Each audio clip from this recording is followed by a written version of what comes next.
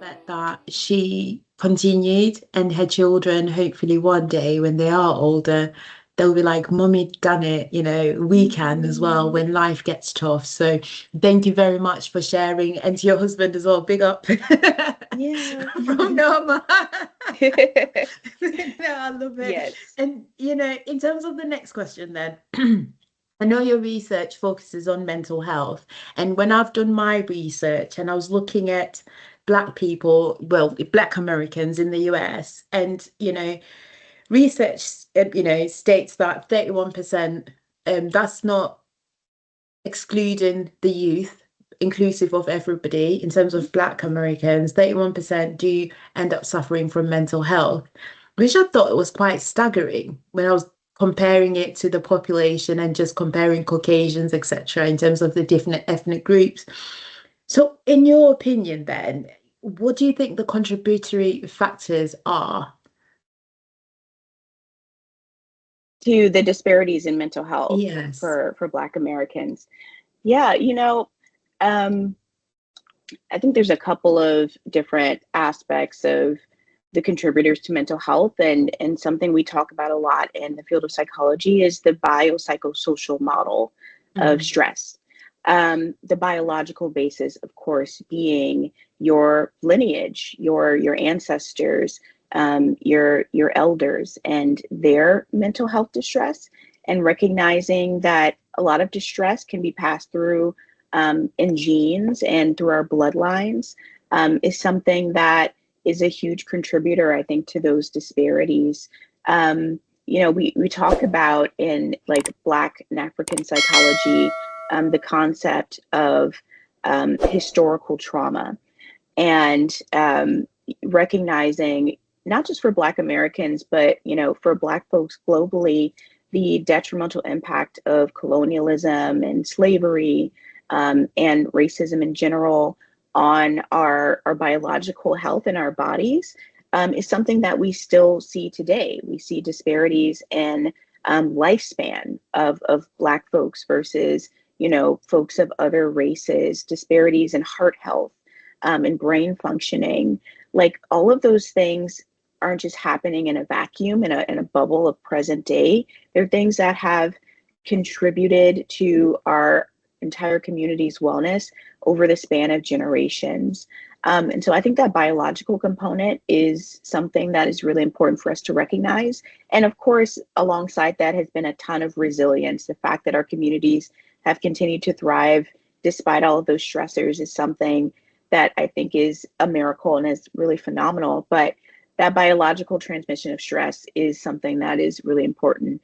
There's also the psychological aspect of it as well, right? When you're talking about Black Americans who are facing disparities in rates of depression or anxiety or PTSD, having access to mental health resources is something that is still a burgeoning area in terms of policy and in direct access across the country. And I think we're working from a deficit in the fact that, like, for a long time, Black psychology was not really a field that was recognized in the field of psychology as a whole, because Black people didn't have access to engaging in graduate studies. But as they have, and they've been able to inform others about, the psychological mechanisms that are most likely to impact Black communities, that has been more ingrained in the research, and it's been able to affect policy so that more mental health resources are available in our communities.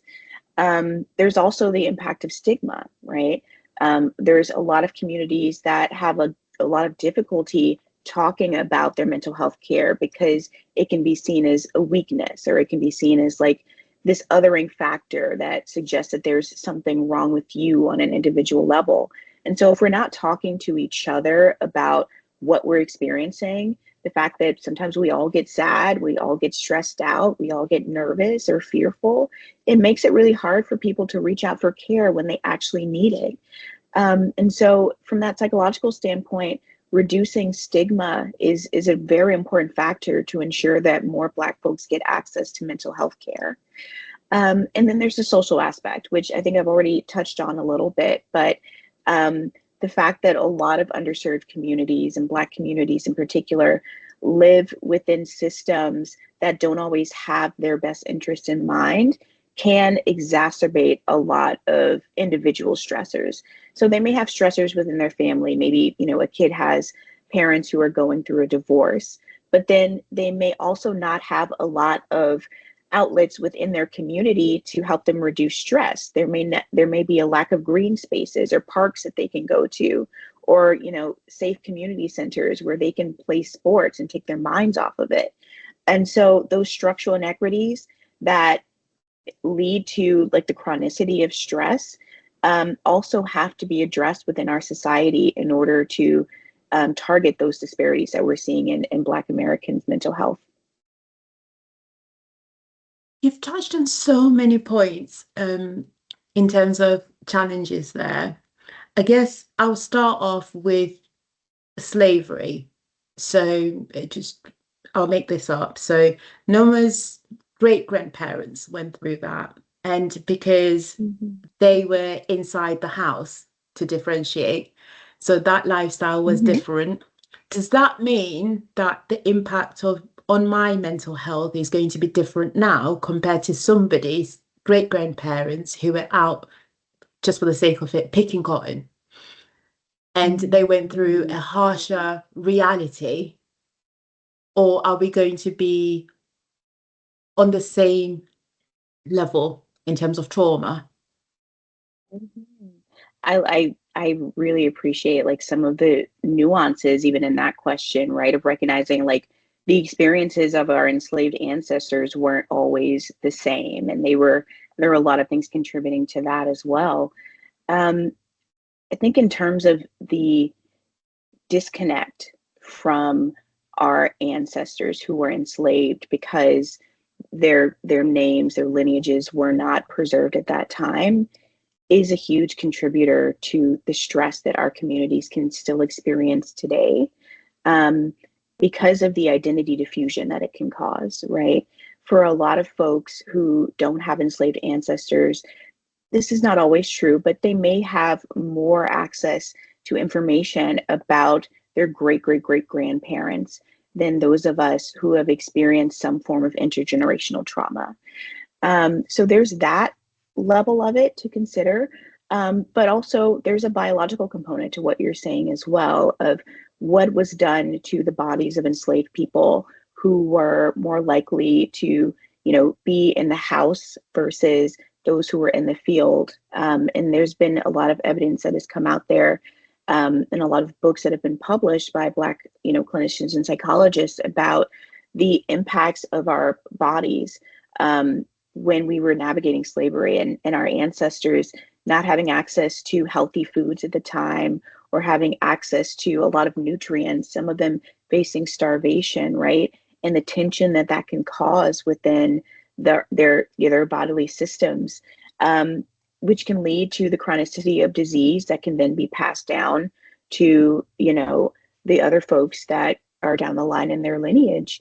So I think there can be a lot of nuance to how the impact of colonialism and slavery has impacted, the descendants of enslaved people today. But in general, I think that it can impact our likelihood of experiencing depression or anxiety or PTSD, but through unique mechanisms that require, I think, a lot of nuance when engaging in that work.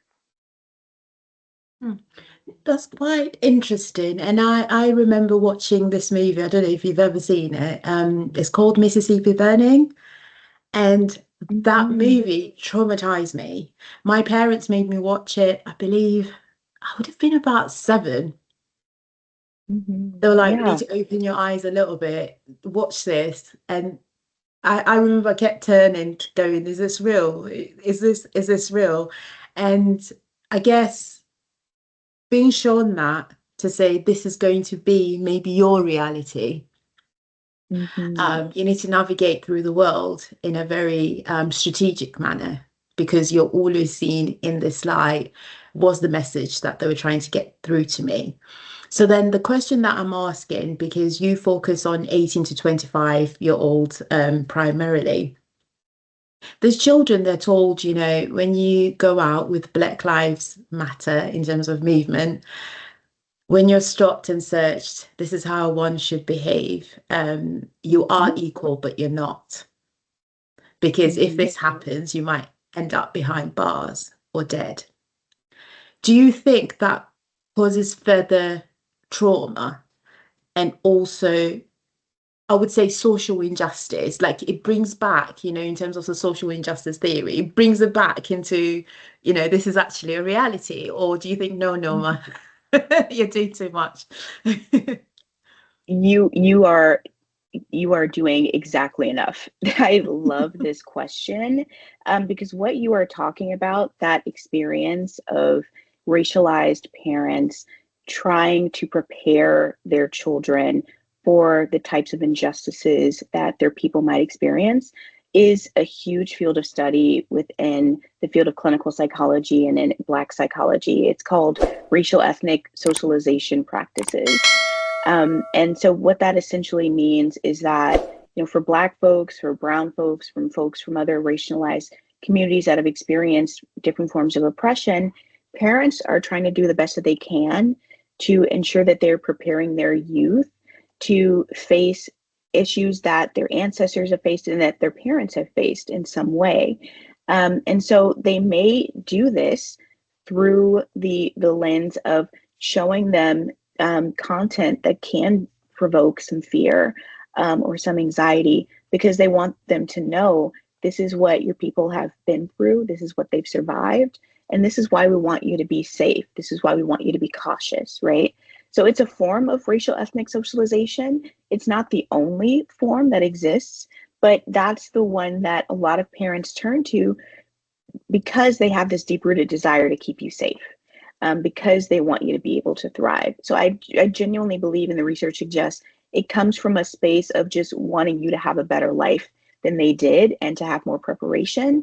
But you're absolutely right. It can also lead to this thing called the burden of knowledge, right? It's like knowing so much that sometimes it can lead you to have a fear response, even when nothing is currently wrong, because you're constantly keeping these things in mind.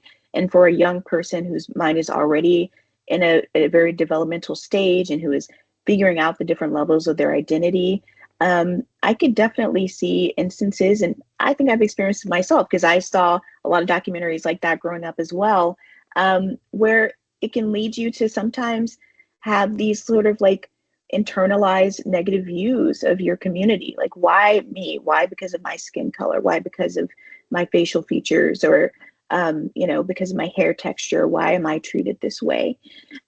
So that's an important element of my research and my dissertation, is how can we balance this burden of knowledge that Black youth experience, where, you know, their communities are trying to prepare them for distress by increasing their knowledge of systemic oppression, with positive forms of youth development that pour into their strengths, that remind them of the resilience of their communities, that help them to feel more autonomous over their lived conditions, that show them that they can challenge conditions that are contributing to their communities' distress. And so I think what you are saying fits perfectly within psychological frameworks that are focused on both preparing youth and ensuring that they are not internalizing a lot of their distressors on an individual level by showing them systemic injustices, with also showing them their strengths, teaching them about the resilience of their people, and engaging them in practices where they feel prepared to challenge unjust conditions if they do ever come across them. I guess the next question then, you know, with your research focusing on 18 to 25-year-olds, from my research findings, again, I'm not you, so this is just me randomly searching on the internet. I came to learn that, you know, compared to other ethnic groups in the US, when it came to Black Americans specifically, they're the highest group in terms of 18 to 25-year-olds who suffer from mental health. And then that really shocked me, because 18 to 25, you're figuring it out, aren't you? And what is causing that? I'm slightly baffled. I mean, we've touched on a few things, but why do you think that is? Yeah. And I will clarify too, like as a clinician, I'm working with youth as young as I would say maybe like 8 years old, all the way up to 25. And being able to work with youth across the developmental timeline has really allowed me to see the nuances in their like cognitive development, their social awareness, their emotional understanding and regulation aspects, you know, from a young person all the way up into adulthood. And I think an important aspect to keep in mind for burgeoning adults is that they are, in a lot of times, leaving some of the comfort of having parents or caregivers who can help to show them the way and provide them with a sense of containment and support, and going out on their own and figuring out how to be autonomous adult human beings, how to make decisions for themselves, how to be able to emotionally regulate on their own. And there's a tension and you know, becoming 18 years old and all of a sudden the world is open up to you. And something I always tell my patients is that, you know, no one gives you like a guidebook on how to be an adult, right? You turn 18 and you leave the nest, and all of a sudden the whole world is open, and you still have to learn through trial and error how to be able to pour into yourself, how to take care of yourself, how to communicate what you're experiencing. And so I think a lot of the disparities in mental health are due to young adults figuring out who they are and how to cope on their own without the resources that they would normally receive within their families or within their school systems. But I will say, because I work with a lot of young folks as well who are under the age of 18, who are experiencing severe forms of mental distress, as a field, we could be doing a lot better job of early identification of mental health stressors. For a lot of kids, they don't have the language to be able to put into word what they are experiencing emotionally or psychologically. And so a lot of them can get, you know, sort of left under the radar until they become an adult and they have more of the means to be able to communicate what they're experiencing. And so I think there's also some gaps in mental health care that young people under 18 could be experiencing, that is leading to them not getting help until they are 18 to 25. So I guess I have a theory, because I did a bit of research and I was looking at, the reality TV culture as well in the US. And I must say, I was slightly embarrassed. And I'll explain what I mean by that. You laugh. Um, when you're watching these black men and women and they are behaving in the way that they do. Now, I have colleagues who've never really been around black people. Now I'm sitting there and I'm watching this behavior and I'm thinking, right, do they think I behave like that?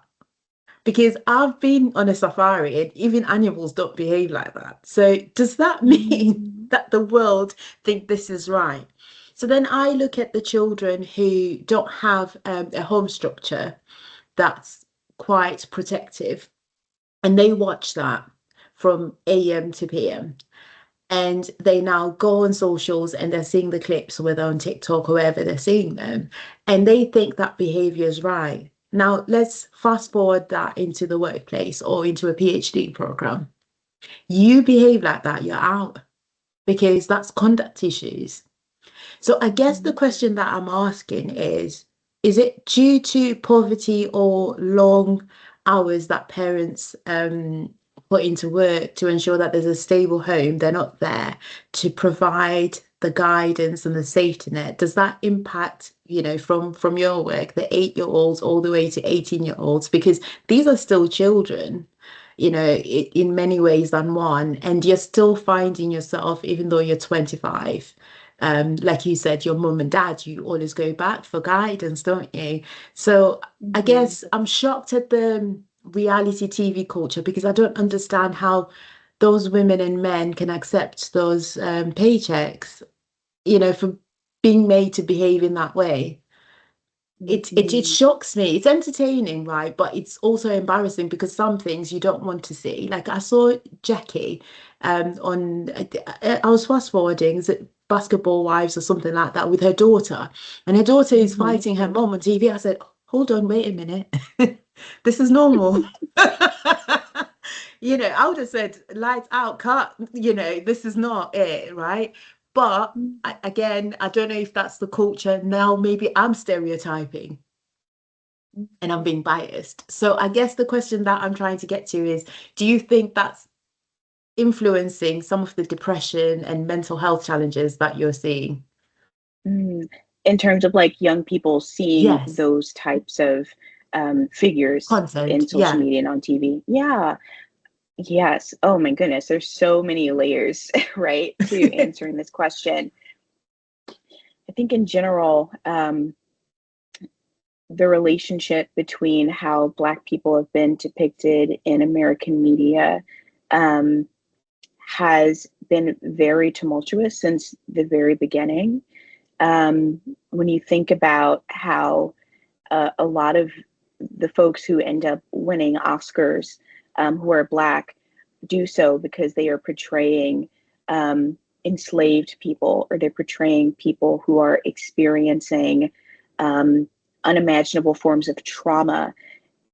There's this sense that Hollywood and the media only wants certain depictions of Black folks to be at the forefront of the culture, right?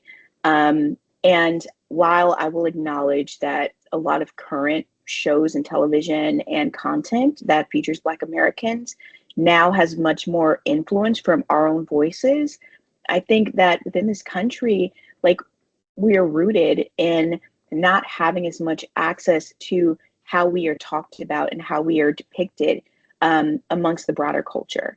And so I think, to address like the initial comment that you made about like, do my non-Black colleagues think this about me, right? Like, I want to just first affirm, like, whatever they think of you, like, that's not your fault. They are going to come up with whatever sort of interpretations of what it means to be a Black woman that they want to. If they're worth your time, they will recognize the nuance in who Noma is, right? Um, and it can be very frustrating when it feels like all of the depictions of people who look like you that are at the forefront of the media are experiencing a lot of uncomfortable and traumatic things.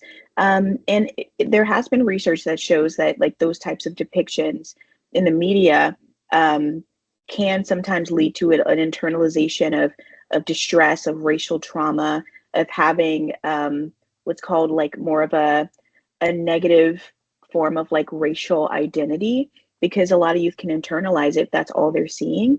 And so I think it's incredibly important for parents and caregivers to sometimes get their kids out of the house and into the community so that they can appreciate the nuance and the beauty and the brilliance of different Black communities, taking them to museums, making sure that they are reading books and not just online all the time from Black writers, watching films and television shows from Black writers who are interested in showing like the expansion of the Black experience and not just putting us in like a singular box.